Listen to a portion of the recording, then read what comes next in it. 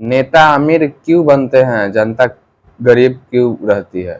Finance plus politics explain. आज मैं आपको फाइनेंस और पॉलिटिक्स के बीच का संवाद बताऊंगा। क्या आपने कभी सोचा है, सरकार बदलती रहती है, बजट बदलता रहता है, टैक्स घटते घटते बढ़ते बढ़ते घटते बढ़ते रहते हैं, लेकिन आम आदमी की जेब अक्सर खाली क्यों रहती? क्या इसकी वजह सिर्फ राजनीति है, या हमें पैसे की समझ ही नहीं दी गई है?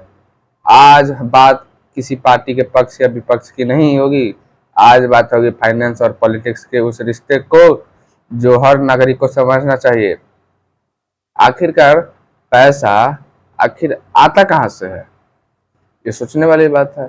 सरकार के पास अपना कोई जादुई पैसा नहीं होता।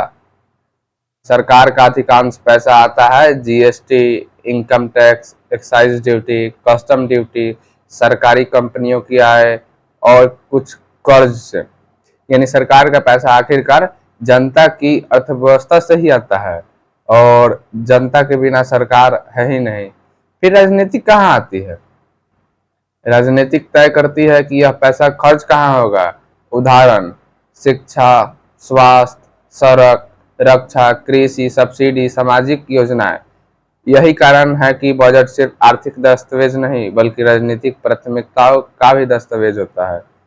और ये देखते देखते भी टैक्स कम हो या ज्यादा, अगर टैक्स बहुत कम होगा तो सरकार के पास विकास के लिए कम पैसा होगा।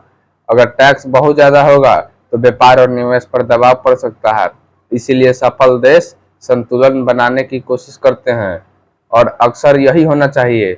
संतुलन बना के ही देश को चलाना चाहिए। और फिर चुनाव और अर्थव्यवस्था की क्या भागीदारी है? चुनाव के कई चुनाव के समय कई बार राजनीतिक दल नई योजनाएं घोषित करते हैं, टैक्स या राहत की बातें करते हैं, रोजगार और विकास के वादे करते हैं।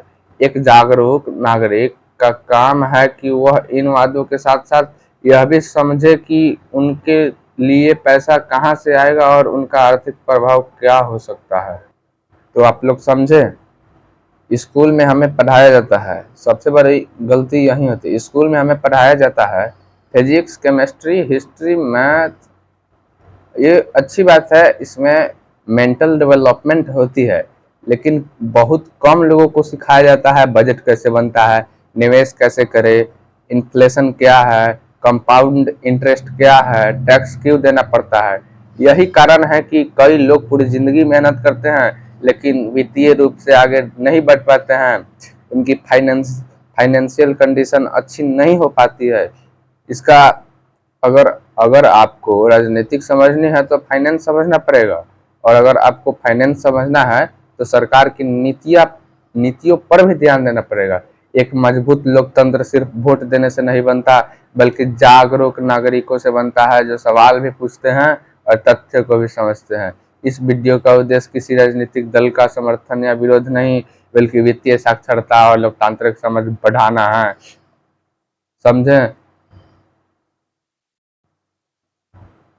और मैं यही कहना चाहूँगा कि आप लोग इन सब बातों को, तथ्य को नज़र रखते हुए आप अच्छा से अपना डिसीजन लीजिए। अगर आपको ऐसे निष्पक्ष और ज्ञानवर्धन वीडियो पसंद आती है तो इस चैनल यानी यंग पार्लियामेंट को सब्सक्राइब करें।